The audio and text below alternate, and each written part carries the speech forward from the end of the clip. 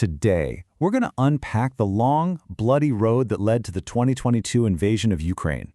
Our guide for this is Alex Bellamy's book, Warmonger, and we're going to connect the dots to see how a war that seemed to shock the world was actually decades in the making. So, let's just start with the very first line of the book. Author Alex Bellamy drops this bombshell right at the beginning. He argues the invasion wasn't a surprise at all, but the totally predictable result of a 20-year pattern, an imperial war that was a long time coming. And that really is the big question for us today, isn't it? If this was so predictable, what's the pattern that so many of us missed? What were the clues? To figure that out, we've got to follow the trail that Bellamy lays out. All right, Section 1, the unsurprising war. Let's kick things off with the author's main idea, the one big thought that really unlocks everything else. And here it is. This is the argument in a nutshell. According to Bellamy, you just can't pull the two apart. Putin's whole rise to power, his political identity, it's all completely wrapped up in Russia's series of brutal wars. One literally created the other. Okay, so Section 2, Putin's original trauma. To really get the man, we have to rewind the clock all the way back to the moment that Bellamy says shaped his entire way of seeing the world, the collapse of the Soviet Union. Just think about the fall of 1989 for a second. The world was changing at lightning speed. The Berlin Wall comes down, communist governments are just falling apart all across Eastern Europe. And right in the middle of this earthquake is a young KGB officer stationed in Dresden, East Germany. So you have to picture this. Protesters are literally surrounding his KGB office.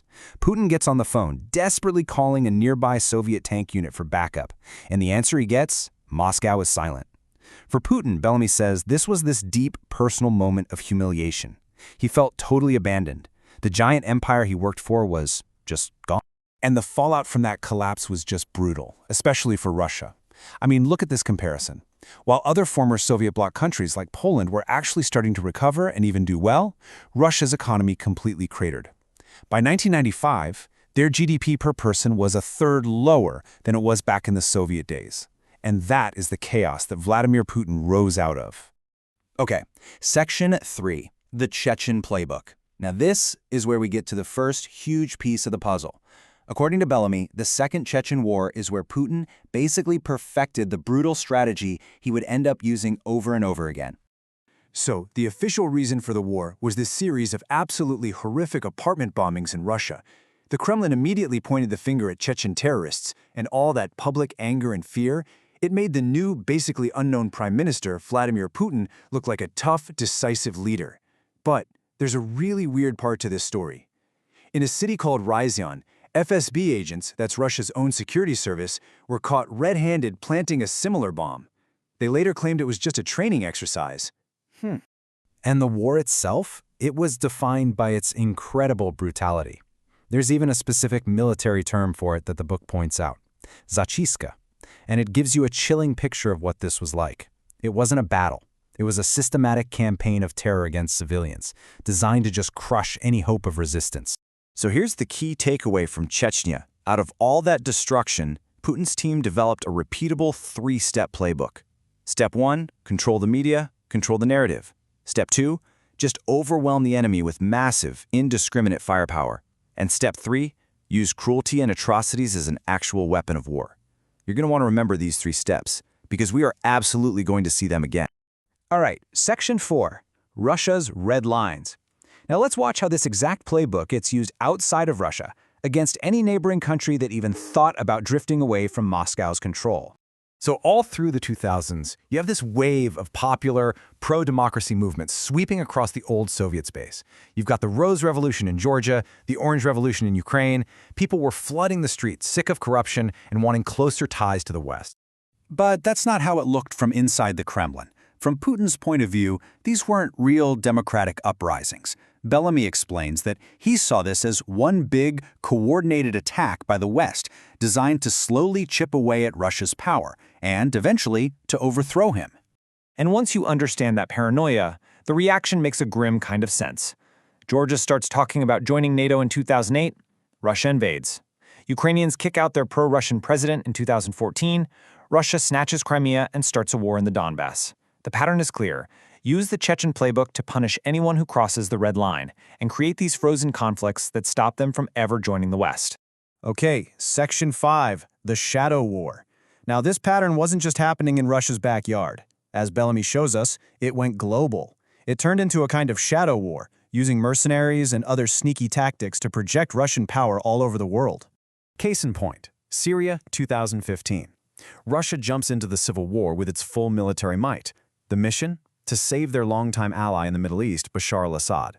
And how'd they do it? You guessed it. They dusted off the Chechen playbook. Brutal city sieges, like in Aleppo, and massive bombing campaigns that didn't distinguish between fighters and families. And a huge part of these shadow wars was this group, the Wagner Group. And the book gives this really chilling detail about where the name comes from. Its founder, a former military intelligence guy, used the call sign Wagner. Why? As a tribute to Richard Wagner, Hitler's favorite composer. Because, and this is a direct quote from the source, he admires the Nazis. And these guys got around. They were the mysterious little green men who took over Crimea. They were fighting in proxy wars from Syria to Libya. And they were propping up friendly governments all across Africa, usually to get access to gold mines or diamond mines. It was the perfect way for Russia to flex its muscles, all with plausible deniability. Which brings us full circle. Section 6, the final gamble. Now we're back to the 2022 invasion of Ukraine. But now, hopefully, you see it not as some shocking, out-of-the-blue event, but as the final, bloody act in this whole pattern we've been tracing. You know, just a few months before the tanks rolled in, Putin himself published this huge essay explaining his thinking, and his own words are just incredibly telling. Bellamy argues this quote shows it was never really about NATO expansion or security threats. This is pure old-school imperialism. The core belief that Ukraine isn't even a real country, and that its only legitimate future is as a part of Russia. And the result of that belief was just a catastrophe. I mean, look at this number, 70,000. That's the estimated number of Russian soldiers who were killed or wounded in just the first few months of the big 2022 invasion. To give you some context, Bellamy points out that's more than double the number of soldiers the Soviets lost in their entire 10-year war in Afghanistan. So, the picture really snaps into focus, right? The 2022 invasion wasn't some sudden fit of madness. According to our source, it was the grand finale of a 20-year story. A story with a very clear script that was written in Chechnya, tested in Georgia, and perfected in Syria. It was the absolute culmination of a political system built on war. Which leaves us with the big, open question. As the costs keep piling up, was this the war that finally breaks the pattern, or is Russia's imperial dream still very much alive?